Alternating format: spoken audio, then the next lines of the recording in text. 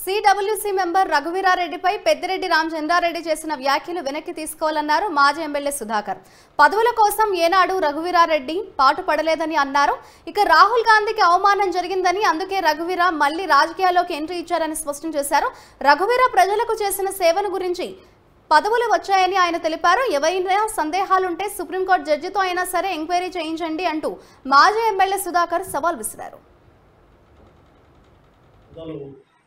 రామచంద్రారెడ్డి గారు రఘువీరారెడ్డి గారి మీద చేసిన వ్యాఖ్యలను తీవ్రంగా ఖండిస్తున్నారు.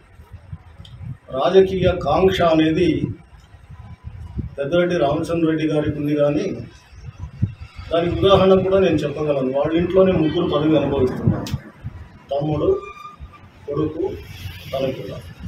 అలాంటి వ్యక్తి రాబోయే రోజుల్లో ఈ రిజర్వేషన్ను అనంతరము ఏదైనా అవకాశం వస్తే రఘువీరారెడ్డి గారు కానీ రఘువీరారెడ్డి గారి వంశంలో ఎవరైనా కానీ పోటీ చేస్తారు అని చెప్పడము హాస్యాస్పదం.